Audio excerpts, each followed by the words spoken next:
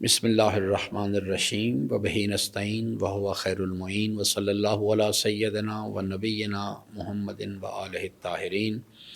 ربی شرح لی صدری ویسر لی امری واحلل عقدۃ من لسانی یفقہوا قولی، اما بعد۔ حضرات محترم، جیسا کہ سابقہ گفتگو میں ہم ماہ رمضان المبارک کے حوالے سے جو اللہ تبارک و تعالیٰ نے ہمیں ایک رہنمائی فرمائی ہے کہ یا ایھا الذین آمنوا کتب علیکم الصیام کما کتب علی الذین من قبلکم لعلکم تتقون، اس آیہ مبارکہ کو اگر ہم ایک باقاعدہ ایک روحانی کیمسٹری کی شکل میں ایک ایکویشن کے اندر منتقل کرتے ہیں تو اس میں 3 مراحل ہیں۔ پہلا مرحلہ ایمان کا ہے، دوسرا مرحلہ جو ہے وہ روزے کا ہے، اور تیسرا مرحلہ جو ہے جس پر یعنی انسان نے پہنچنا ہے، جہاں پر اللہ تعالیٰ ہمیں پہنچانا چاہتا ہے، وہ منزل تقویٰ ہے۔ ہم ابھی بات کر رہے تھے اس چیز کے لیے کہ ایمان جو ہے، کیونکہ یہ بنیادی اس کا ایک بیسک فیکٹر ہے، میں اس پہ عرض کر چکا ہوں کہ ایمان اور تقویٰ یہ انسانی زندگی کے 2 مائل سٹونز ایسے ہیں کہ ان کے بارے میں ہر وقت انسان کو متوجہ رہنا چاہیے اور کسی مرحلے پر بھی اس سے غافل نہیں ہونا چاہیے، کیونکہ اگر ایمان سے مراد ہے انسان، جیسے انسان کی جسمانی توانائی ہے، ایمان ایک روحانی توانائی کی ایک علامت، ایک طاقت ہے، انسانی یقین کی طاقت جو ہے، وہ چیز جو ہے اسے زندگی کے ہر مرحلے میں اسے یعنی کم از کم انسان کے پاس اتنا ایمان ہر وقت ہونا چاہیے کہ جس کی مدد سے انسان جو ہے وہ محرمات سے اجتناب کر سکے۔ جو نفس کی خواہشات جو ہے، اگر انسان کو کسی فعل حرام کی طرف دعوت دے رہی ہیں تو وہ اس یقین کی بدولت اس نفس کی خواہشات کا جو غلبہ ہے، جو حملہ ہے، اس کا مقابلہ کر سکے، اور جو واجبات کو ادائیگی کے لیے انسان کو جس توانائی کی ضرورت ہے اتنا ایمان انسان کے پاس سے ہر وقت ہونا چاہیے۔ یہ ایک لمبی تفصیل ہے، بہرحال فی الحال میں نے اجمالی طور پر آپ کی خدمت میں عرض کیا ہے۔ اور دوسری چیز جو میں نے عرض کی تھی وہ ہے کہ ایمان حاصل کرنے والی چیز ہے، ایمان حاصل بھی کرنا ایک مشکل کام ہے، اور پھر اس سے زیادہ مشکل کام ہے اس کو مینٹین کر کے رکھنا۔ تو اس واسطے یعنی ہماری جو بحث تھی کہ ہم ایمان حاصل کیسے کریں، کیونکہ سورہ حجرات کے اندر اللہ تعالیٰ نے ایک خطرے کی طرف اشارہ کیا ہے، وہ یہ ہے کہ کہا کہ ان سے کہو تم اسلام لائے، یعنی اللہ تعالیٰ ان کے نیت پر اس میں کوئی حملہ نہیں کیا گیا، بلکہ کہا کہ یہ لوگ جو ہیں اصل میں کم فہم لوگ ہیں، ان کو سمجھ نہیں ہے بات کی، یہ ایمان اسلام کو ایمان سمجھ رہے ہیں، اور کہا کہ ان سے کہو کہ ایمان ان کے قلوب میں ابھی داخل نہیں ہوا۔ اسلام کا تعلق اقرار باللسان کے ساتھ، انسان ایک نظریے کا زبانی طور پر اقرار کر لیتا ہے، لیکن ایمان جو ہے اس کا تعلق قلب انسان کے ساتھ ہے، اور اس کے لیے باقاعدہ طور پہ انسان کو امام صادق علیہ السلام کے فرمان کے مطابق اسے غور و فکر کرنا ہوتا ہے اللہ کی آیات میں۔ تو اللہ کی آیات میں غور و فکر کرنا جو ہے وہ بھی انسان نے اپنی مرضی سے نہیں کرنا، بلکہ اللہ تبارک و تعالیٰ نے اپنے کلام کے اندر رہنمائی فرمائی ہے، انسان نے ان آیات کو پیش نظر رکھنا ہوتا ہے جن آیات جو عقل انسان کی رہنمائی کرتی ہیں، اور پھر انسان نے نور عقل سے استفادہ کرتے ان آیات میں غور و فکر کرنا ہے، اور پھر اس کے بعد اللہ کی بارگاہ میں دعا کرنی ہے گریہ وزاری کے ساتھ کہ پروردگار عرفنی نفسک کا، مجھے اپنی معرفت عطا فرما۔ انسان کا کام ہے کوشش کرنا، زحمت کرنا اللہ کے بتائے ہوئے طریقے کے مطابق، لیکن اس کے بعد اس عمل کو قبول کرنا، اس کو نتیجہ خیز کرنا،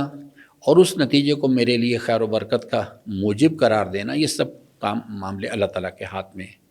تو آج کی جو گفتگو ہے وہ یہ ہے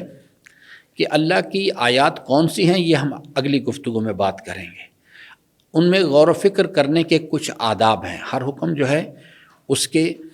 ایک حکم ہوتا ہے، ایک اس کی حکمت ہوتی ہے، اور تیسرا مرحلہ ہوتا ہے اس کے کچھ آداب ہوتے ہیں۔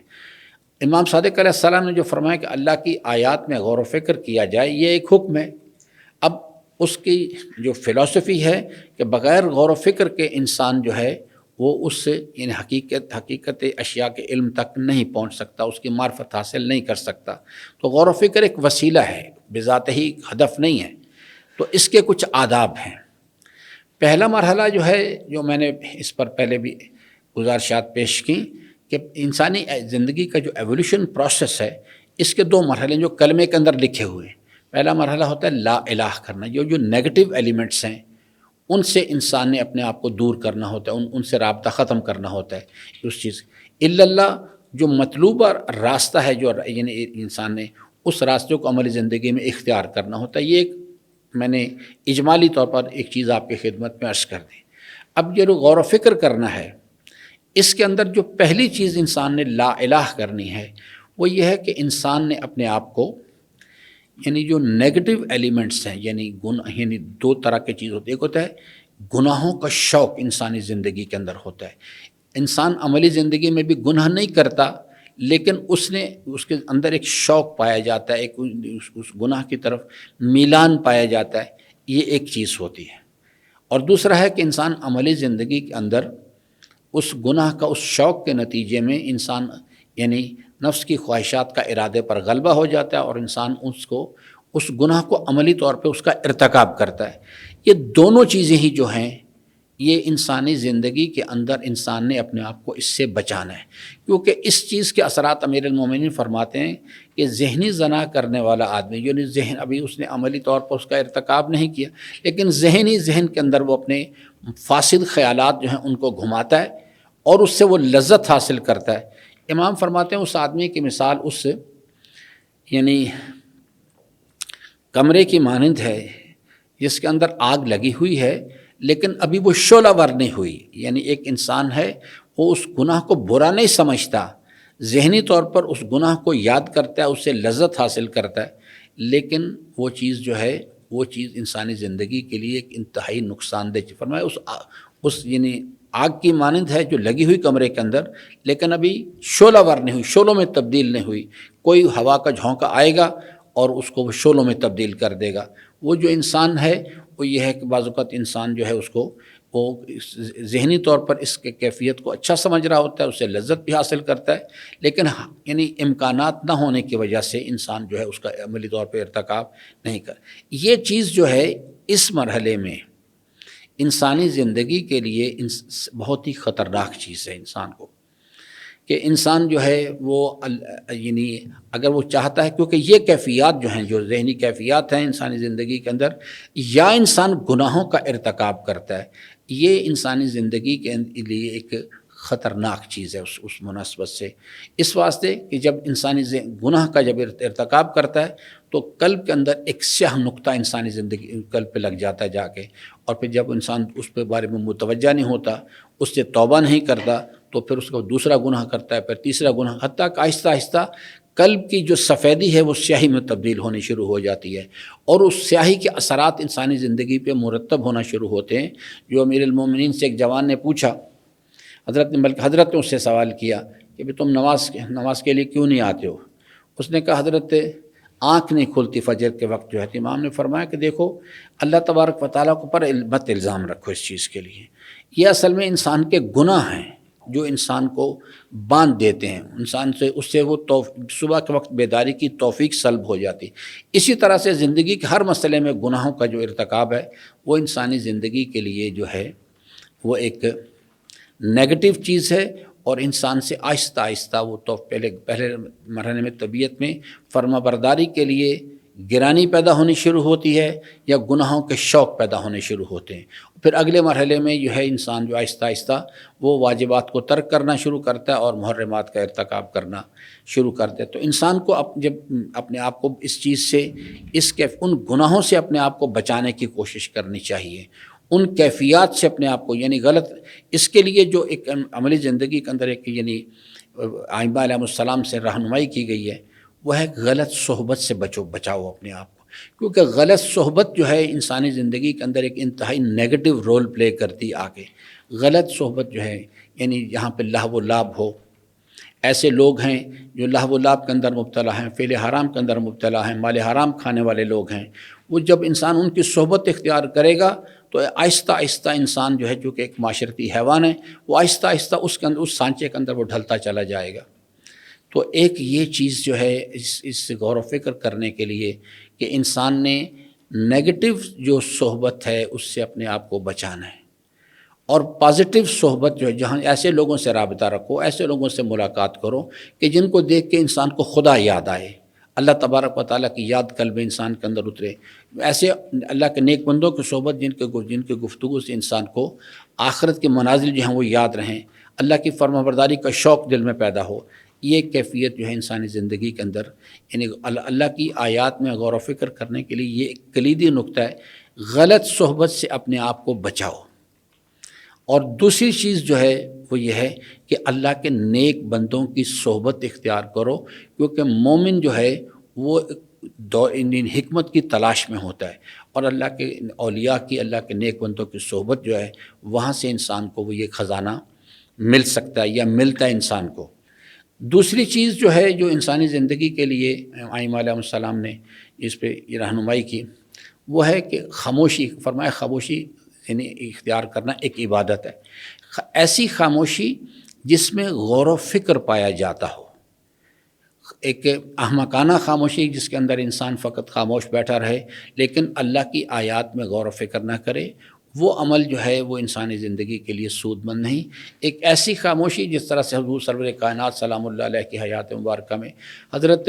غار حرا پہ تشریف لے جاتے تھے، یا جو اعتکاف کی ایکسرسائز ہے وہ بھی خالصتاً ایک کنسنٹریشن کی ایکسرسائز ہے، غور و فکر کرنے کی ایکسرسائز ہے اس چیز کے لیے۔ یہ جو بالعموم آج کل ہمارے ہاں کانسیپٹ ہے کہ جناب جو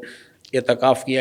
جو یعنی ایکسرسائز کی جاتی ہے ماہ رمضان المبارک میں، لوگ اس کے اندر مختلف قسم کے لیکچرز کا اہتمام کرتے ہیں، یا مختلف قسم کی گیدرنگز ہوتی ہیں، یا لوگ بیٹھ کے آپس میں گپ شپ کرتے ہیں۔ یہ عزیزان بنیادی طور پہ یعنی گپ شپ کرنے کی یا گیدرنگز کرنے کی یا لیکچرز کی ایکسرسائز نہیں، یہ اللہ کی آیات میں خالصتاً دو چیزیں، اللہ کی آیات میں غور و فکر کرنا اور اللہ کے ساتھ راز و نیاز کرنا، یہ بنیادی طور پہ جو اعتکاف کی ایکسرسائز ہے اس کا مرکزی نقطہ یہ چیز ہے۔ تو ایسی خاموشی جو ہے جو کہ جس کے اندر غور و فکر پایا جاتا ہو وہ عبادت ہوا کرتی ہے۔ اور کن آیات میں غور و فکر کرنا ہے؟ یہ کائنات اللہ تعالیٰ کی عظمت و جلال کی نشانیوں سے بھری پڑی ہے، اس پر ہم انشاءاللہ آنے والے وقت میں بات کریں گے۔ اور یہ چیز جو ہے یہ چیز نہیں کہ یہ ماہ رمضان المبارک میں صرف غور و فکر کریں، یہ کیونکہ یعنی میں نے عرض کہا تھا ایمان حاصل کرنے والی چیز ہے، اور اس کو یعنی ایک کنزیومیبل آئٹم ہے، جیسے موبائل کی بیٹری یعنی آپ چارج کرتے ہیں پھر وہ جب استعمال کرتے ہیں کنزیوم ہوتی ہے، ایمان کی بیٹری کو بھی روزانہ چارج کرنا ہوتا ہے، دن میں کئی مرتبہ چارج کرنا ہوتا ہے تاکہ وہ اس کا لیول جو ہے اس کا وہ کم از کم برقرار رہ سکے۔ اور پھر اس چیز کے لیے جب انسان اسے استعمال کرتا ہے تو اس کو ریگولرلی ریچارج کرنا ہوتا ہے، اس ریچارج کرنے کے بھی باقاعدہ طور پہ اپنے آداب ہیں، اپنے شرائط ہیں اس چیز کے لیے۔ تو اللہ کی آیات جو ہیں وہ قرآن کریم رہنمائی کرے گا کن آیات میں غور و فکر کرنا ہے، لیکن اس کے لیے انسانی زندگی کے اندر اس نے پہلے لا الہ کرنا ہے، غلط صحبت سے اپنے آپ کو بچانا ہے، زبان کے غلط استعمال سے بچانا ہے تاکہ روح انسان کی پاکیزگی برقرار رہے، اور اللہ کی فرما برداری، اللہ کے فرما بردار بندوں کے محافل کے اندر یعنی صحبت اختیار کرنی ہے تاکہ انسان کے اندر اللہ کی فرما برداری کا شوق پیدا ہو سکے اس چیز کے لیے۔ اور دوسرے جو میں نے عرض کیا کہ خاموشی ایک عبادت ہے، لیکن ایسی خاموشی جس کے اندر غور و فکر کرنا جو ہے وہ پایا جاتا ہو، اور غور و فکر بھی اپنی مرضی سے نہیں کرنا بلکہ وہ راستہ جو اللہ تبارک و تعالیٰ نے بیان فرمایا۔ اور اس کے لیے حضرت مولا امام صادق علیہ السلام کا جو فرمان گرامی ایک بہترین چیز ہے، فرمایا کہ اللہ کی معرفت کے چار نکات ہیں۔ سب سے پہلی چیز کہ اللہ ہے، یہ انسان جو ہے اس چیز کو اپنی نور عقل کو صحیح اگر استعمال کرے تو انسان اس بات کو صحیح طور سمجھ سکتا ہے کہ ان اشیاء کا وجود بتا رہا ہے، اس کائنات کے اندر اتنی بے تحاشا اشیاء، ان کا وجود بتا رہا ہے کہ ان کا بہرحال دکھائی تو نہیں دیتا وہ، لیکن بہرحال ان اشیاء کا وجود بتا رہا ہے کوئی نہ کوئی پیدا کرنے والا تو ہے۔ اس کے بعد ان اشیاء کے اندر پائے جانے والے کمالات بتا رہے ہیں کہ جس ذات نے بھی ان اشیاء کو وجود بخشا ہے وہ کوئی منبع کمال ذات ہے۔ اور تیسری چیز یہ کہ ان اشیاء کے مابین جو ہے ہم آہنگی بتا رہی ہے اور عدم فساد بتا رہا ہے کہ اس کائنات کا بنانے والا بھی کوئی ایک ہے اور چلانے والا بھی کوئی ایک ہے۔ فرمایا یہاں تک تو انسان سمجھ سکتا ہے بات کو، لیکن چوتھا مرحلہ ہے، فرمایا اس سوال پر کبھی بھی غور و فکر نہ کرو اس چیز کے لیے کہ ماہیت پروردگار کیا چیز ہے، کیونکہ اللہ تعالیٰ نے اپنے مخلوق کی عقلوں کو اس نہج پر خلق ہی نہیں کیا کہ وہ غور و فکر کر کے اس کی ماہیت کا ادراک حاصل کریں، اس کا احاطہ کر لیں، کیونکہ اللہ تعالیٰ کی ذات لا محدود ہے اس چیز کے لیے۔ تو اس واسطے یعنی اللہ کی آیات میں غور و فکر، کن آیات میں غور و فکر کرنا ہے اور کس پہلو پہ غور و فکر کرنا ہے، یہ بھی انشاءاللہ اگلی گفتگو میں اس مسئلے پر ہم بات کریں گے، تاکہ انسان جو ہے صحیح طور پر غور و فکر کی ایکسرسائز کو اپنی عملی زندگی میں اختیار کر سکے۔ اور یہ جو یعنی غور و فکر کرنے کی ایکسرسائز ہے، یہ بھی میں منابع پر بھی انشاءاللہ بات کروں گا کہ کن منابع کو انسان استعمال کرے، اور یہ بھی روزانہ کی بنیاد پر کم از کم 5 منٹ 7 منٹ قرآن کریم پڑھا کریں، اور قرآن کریم کی آیات کے اندر غور و فکر کرنے کی کوشش کریں۔ وہ عقل انسان کی رہنمائی کریں گے۔ افلا ینظرون الی الابل کیف خلقت والی السماء کیف رفعت۔ یہ اصل میں عقل انسان کو رہنمائی کی جا رہی کہ اس پہلو پہ غور و فکر کرو۔ یا سورہ یاسین کے اندر ہے، سورہ واقعہ کے اندر ہے، بہت ساری آیات ہیں، اس پر ہم انشاءاللہ آنے والے وقت میں بات کریں گے۔ اللہ تعالیٰ سے امیدوار ہوں کہ اللہ تبارک و تعالیٰ ہم سب کو اپنی رضا کی راہیں جو ہیں ان کو شناخت کرنے اور ان پر عمل پیرا ہونے کی توفیق عطا فرمائے۔ السلام علیکم ورحمۃ اللہ وبرکاتہ۔